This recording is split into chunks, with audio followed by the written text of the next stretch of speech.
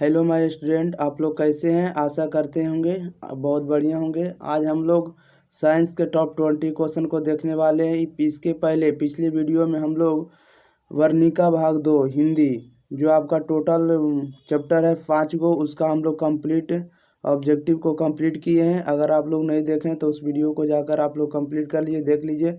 और इसका PDF Telegram channel पर उपलब्ध है, स्टडी टेक्निकल क्लासेस पर। ओके, चलिए तो हम लोग क्वेश्चन नंबर 1 की ओर शुरू करते हैं। क्वेश्चन नंबर 1 देखिए क्या कह रहा है। 1 नंबर में समझिए क्या कह रहा है। आपको किसी भी क्वेश्चन को बनाने के लिए आपको 2 से 3 सेकंड का समय दिया जाता है। 2 से 3 सेकंड में आपको आंसर कमेंट बॉक्स में इसका आंसर देना, ठीक है। और वीडियो को आप लोग लाइक नहीं करते, लाइक जरूर करिए, ओके। और दोस्तों के पास शेयर भी करिएगा, तभी तो और लोग देख सकेंगे, ओके। चलिए देखिए, क्वेश्चन नंबर 1 में कह रहा है कि मानव हृदय में कोष्ठों की संख्या होती है, बताइए कितनी होती है। मानव हृदय में कोष्ठों की संख्या कितनी है, इसका आंसर आप लोग जल्दी जल्दी बताइए। तो मानव हृदय में कोष्ठों की संख्या 4 होती है। कितनी होती है? 4 होती है। ऑप्शन नंबर क्या हो जाएगा? सी हो जाएगा, ओके। ऑप्शन नंबर सी हो जाएगा इसका राइट आंसर, ओके। चलिए क्वेश्चन नंबर हम लोग देखेंगे 2 की ओर। 2 नंबर में देखिए क्या कह रहा है। 2 नंबर में कह रहा है कि रासायनिक अभिक्रिया के दौरान किसी पदार्थ में ऑक्सीजन का ह्रास कहलाता है, बताइए। किसी रासायनिक अभिक्रिया में ऑक्सीजन, किसी पदार्थ में ऑक्सीजन का ह्रास क्या कहलाता है? इसका आंसर जल्दी जल्दी बताइए। रासायनिक अभिक्रिया के दौरान किसी पदार्थ में ऑक्सीजन का ह्रास क्या कहलाता है? इसका आंसर आप लोग जल्दी जल्दी बताइए। यानी ऑक्सीजन का जब ह्रास होता है, ह्रास का मतलब कमी होता है, यानी हटता है ऑक्सीजन, तो उस अभिक्रिया को हम लोग क्या कहते हैं? तो जब ऑक्सीजन का ह्रास होगा, यानी हटेगा, कमी होगा, तो उस अभिक्रिया को हम लोग अपचयन अभिक्रिया कहेंगे। क्या कहेंगे? अपचयन अभिक्रिया। क्या कहेंगे? अपचयन अभिक्रिया। ऑप्शन नंबर क्या हो जाएगा? बी हो जाएगा, ओके। चलिए क्वेश्चन नंबर हम लोग 3 देखते हैं। 3 नंबर में देखिए क्या कह रहा है। कह रहा है कि आधुनिक आवर्त सारणी में समूहों की संख्या है, बताइए। आधुनिक आवर्त सारणी में समूहों की संख्या कितनी होती है? तो आधुनिक आवर्त सारणी में समूहों की संख्या 18 होती है। कितनी होती है? तो 18 होती है। ऑप्शन नंबर क्या हो जाएगा? तो ऑप्शन नंबर डी हो जाएगा, ओके। इसका आंसर याद रखिएगा, 18 होती है समूह। चलिए क्वेश्चन नंबर हम लोग देखते हैं 4 की ओर। क्वेश्चन नंबर 4 में कह रहा है कि खाद्य पदार्थ के डिब्बों पर जिंक के बजाय टीन का लेप होता है, क्योंकि? बताइए इसका आंसर जल्दी जल्दी। खाद्य पदार्थ के डिब्बों पर जिंक के बजाय टीन का लेप होता है। किसका लेप होता है? टीन का लेप होता है। क्यों होता है? इसका आंसर बताइए। क्योंकि बताइए जल्दी इसका आंसर। तो इसका आंसर हो जाएगा ऑप्शन नंबर सी हो जाएगा। क्या हो जाएगा? ऑप्शन नंबर सी हो जाएगा, क्योंकि टीन की अपेक्षा जिंक अधिक अभिक्रियाशील है। खाद्य पदार्थ के डिब्बों पर जिंक के बजाय टीन का लेप होता है, क्योंकि टीन की अपेक्षा जिंक अधिक अभिक्रियाशील है, ठीक है। ऑप्शन नंबर क्या हो जाएगा? सी हो जाएगा, याद रखिएगा, ओके। चलिए क्वेश्चन नंबर देखते हैं 5। क्वेश्चन नंबर 5 में कह रहा है निम्नलिखित में से कौन पुनरुद्भवन का उदाहरण है, बताइए। निम्नलिखित में कौन पुनरुद्भवन का उदाहरण है? इसका आंसर बताइए। पुनरुद्भवन का उदाहरण कौन सा है? इसका आंसर बताइए। तो पुनरुद्भवन का उदाहरण कौन सा है? तो हाइड्रा है। कौन सा है? तो हाइड्रा। ऑप्शन नंबर क्या आ जाएगा? तो ऑप्शन नंबर ए हो जाएगा, ओके, याद रखिएगा। चलिए क्वेश्चन नंबर हम लोग देखते हैं 6 की ओर।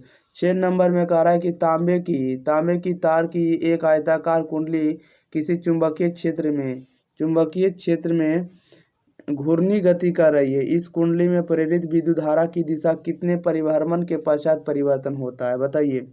तांबे की तार की एक आयताकार कुंडली किसी चुंबकीय क्षेत्र में घूर्णी गति कर रही है। इस कुंडली में प्रेरित विद्युत धारा की दिशा में कितने परिभ्रमण के पश्चात परिवर्तन होगा, यानी कितने देरी के बाद बदलेगा? इसका आंसर बताइए। कितने देरी के बाद बदलेगा? तो ये आधे घंटे के बाद बदलेगा। कितने देरी के बाद? तो आधे घंटे के बाद, यानी ऑप्शन नंबर क्या हो जाएगा? सी हो जाएगा, याद रखिएगा, ओके। चलिए क्वेश्चन नंबर देखते हैं 7 की ओर। 7 नंबर में कह रहा है कि सल्फर के परमाणु में बाह्यतम कक्षा में कितने इलेक्ट्रॉन होते हैं? इसका आंसर बताइए। सल्फर परमाणु के बाह्यतम कक्षा में इलेक्ट्रॉनों की संख्या कितनी होती है? सल्फर परमाणु के बाह्यतम कक्षा में इलेक्ट्रॉनों की संख्या कितनी होती है? इसका आंसर जल्दी जल्दी बताइए। तो सल्फर परमाणु के बाह्यतम कक्षा में इलेक्ट्रॉनों की संख्या 6 होती है। कितनी होती है? तो 6 होती है। ऑप्शन नंबर क्या हो जाएगा? तो ऑप्शन नंबर सी हो जाएगा, ओके, याद रखिएगा। चलिए क्वेश्चन नंबर हम लोग देखते हैं 8 की ओर। 8 नंबर में कह रहा है कि ग्लूकोज के एक अणु में ऑक्सीजन के कितने परमाणु होते हैं? इसका आंसर बताइए। ग्लूकोज के एक अणु में कितने परमाणु होते हैं? ग्लूकोज के एक अणु में ऑक्सीजन के कितने परमाणु होते हैं? ऑक्सीजन के कितने परमाणु होते हैं? इसका आंसर बताइए। ग्लूकोज के एक अणु में ऑक्सीजन के कितने परमाणु होते हैं? तो ऑक्सीजन के 6 परमाणु होते हैं। कितने परमाणु होते हैं? 6 परमाणु। ऑप्शन नंबर क्या हो जाएगा? तो ऑप्शन नंबर बी हो जाएगा। ओके, चलिए क्वेश्चन नंबर हम लोग देखेंगे 9 की ओर। 9 नंबर में कह रहा है कि नई कार्तीय चिन्ह परिपाटी के अनुसार दर्पण के सामने रखे गए बिंब की बिंब दूरी ली जाती है। बताइए, नई कार्तीय चिन्ह परिपाटी के अनुसार दर्पण के सामने रखे गए बिंब की बिंब दूरी ली जाती है। बिंब यानी वस्तु की दूरी ली जाती है। बताइए, इसका आंसर बताइए कि क्या होगा? धनात्मक होगा कि ऋणात्मक होगा कि कोई भी नहीं होगा? इसका आंसर जल्दी जल्दी बताइए। तो हम लोग जो चिन्ह परिपाटी है, चिन्ह परिपाटी के इस तरफ वस्तु को आपको रखा जाता है और इस तरफ आपका क्या होता है? तो निगेटिव होता है। क्या होता है? निगेटिव होता है। इसलिए इसका आंसर क्या हो जाएगा? तो ऑप्शन नंबर बी हो जाएगा, यानी ऋणात्मक हो जाएगा। वस्तु की दूरी क्या ली जाती है? तो ऋणात्मक ली जाती है। ओके, चलिए हम लोग क्वेश्चन नंबर आगे बढ़ जाते हैं 10 की ओर। 10 नंबर में कह रहा है कि पीत रस कहाँ स्रावित होता है? इसका आंसर बताइए। पीत रस कहाँ स्रावित होता है? इसका आंसर आप लोग जल्दी जल्दी बताइए। तो पीत रस जो स्रावित होता है यकृत में होता है। स्रावित कहाँ होता है? तो यकृत में होता है। ऑप्शन नंबर क्या आ जाएगा? तो ऑप्शन नंबर बी हो जाएगा। ओके, याद रखिएगा, इसमें क्वेश्चन आपको पीछे पूछा हुआ और आगे भी पूछता रहेगा। ओके, चलिए क्वेश्चन नंबर हम लोग देखते हैं 11 नंबर की ओर। 11 में कह रहा है निम्नांकित में से कौन मलेरिया परजीवी है? बताइए, निम्नांकित में से कौन मलेरिया परजीवी है? मलेरिया परजीवी का उदाहरण कौन सा होता है? इसका बताइए जल्दी आंसर। तो मलेरिया परजीवी जो होता है प्लाज्मोडियम होता है। कौन सा होता है? प्लाज्मोडियम होता है। ऑप्शन नंबर क्या आ जाएगा? तो ऑप्शन नंबर ए हो जाएगा। ओके, चलिए क्वेश्चन नंबर हम लोग 12 की ओर आते हैं। 12 नंबर में देखिए क्या कह रहा है। 12 नंबर में कह रहा है कि एल्युमिनियम पर मोटी परत के ऑक्साइड बनाने की प्रक्रिया क्या कहा जाता है? बताइए इसका आंसर। एल्युमिनियम पर मोटी ऑक्साइड की परत बनाने की प्रक्रिया क्या कहलाती है? एल्युमिनियम पर मोटी ऑक्साइड की परत बनाने की प्रक्रिया कहलाती है। इसका आंसर बताइए जल्दी जल्दी। तो एल्युमिनियम पर जब मोटी परत बन जाती है उसे हम लोग क्या कहते हैं? उसको हम लोग एनोडीकरण कहते हैं। क्या कहते हैं? एनोडीकरण कहते हैं। इसी को एरोडीकरण भी कहा जाता है। ओके, ऑप्शन नंबर क्या हो जाएगा? तो ऑप्शन नंबर बी हो जाएगा। एरोडीकरण या एनोडीकरण, ऑप्शन नंबर क्या हो जाएगा? बी हो जाएगा, याद रखिएगा। ओके, चलिए क्वेश्चन नंबर हम लोग देखते हैं 13 की ओर। 13 नंबर में कह रहा है कि सामान्य नेत्र के लिए दूरबिंदु है। इसका आंसर जल्दी जल्दी बताइए। सामान्य नेत्र के लिए दूरबिंदु कितना होता है? सामान्य नेत्र के लिए दूरबिंदु कितना होता है? आंसर बताइए।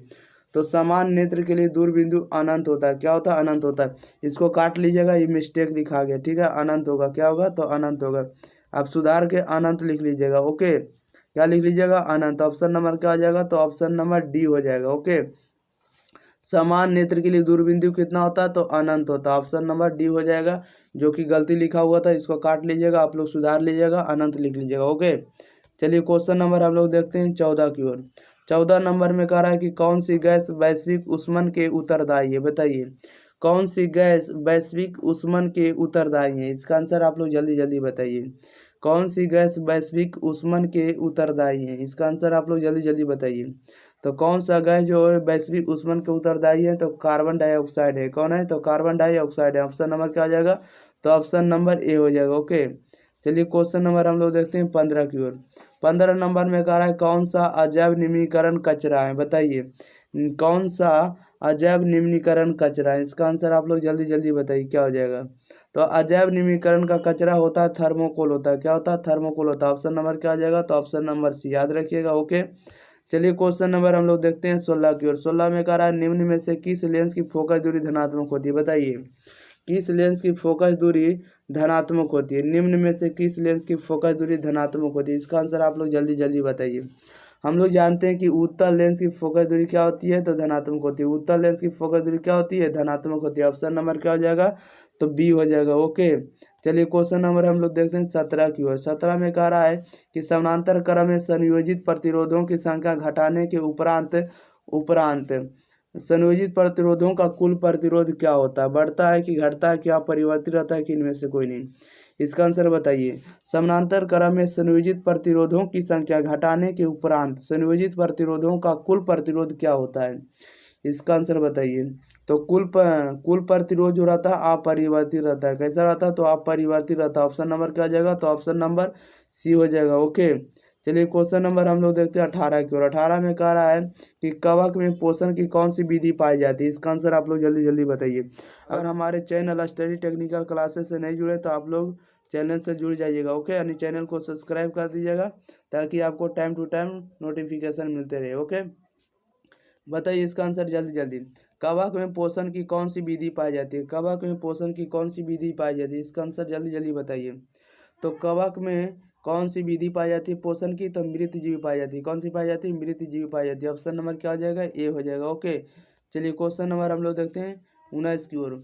19 नंबर में कहता है निम्न में कौन सा पद विद्युत परिपथ में विद्युत शक्ति को निरूपित करता है? बताइए निम्नलिखित में कौन सा पद विद्युत परिपथ में विद्युत शक्ति को निरूपित करता है? इसका आंसर बताइए। ये आपको 2 जो लिखा हुआ पावर के रूप में, ये आपको है आई आर स्क्वायर है। क्या लिखा हुआ? आई आर स्क्वायर है।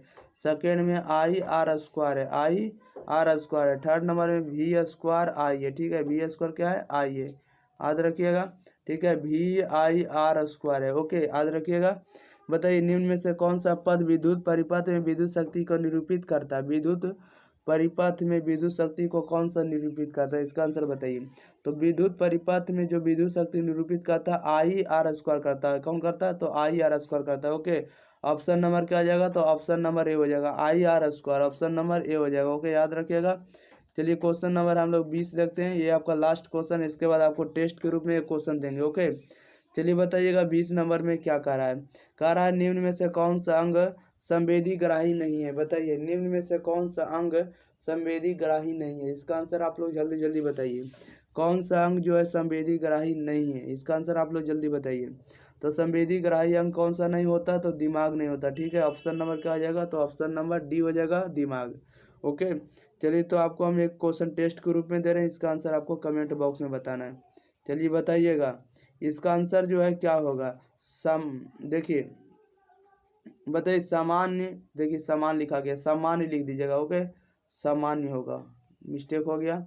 सामान्य नेत्र के लिए दूर बिंदु है, इसका आंसर बताइएगा आपको कमेंट बॉक्स में। ओके, सामान्य नेत्र के लिए दूर बिंदु कितना होता है? 25 मीटर होता है कि 25 सेंटीमीटर होता है कि 25 मिलीमीटर होता है कि अनंत होता है? ठीक है, इसका आंसर आपको बताना है कि सामान्य नेत्र के लिए दूर बिंदु कितना होता है। सामान्य नेत्र के लिए दूर बिंदु कितना होता है, इसका आंसर आप लोग कमेंट बॉक्स में बताइएगा और आप लोग चैनल को भी सब्सक्राइब करिएगा। ओके, तो thank you for watching this video. रहने देते हैं।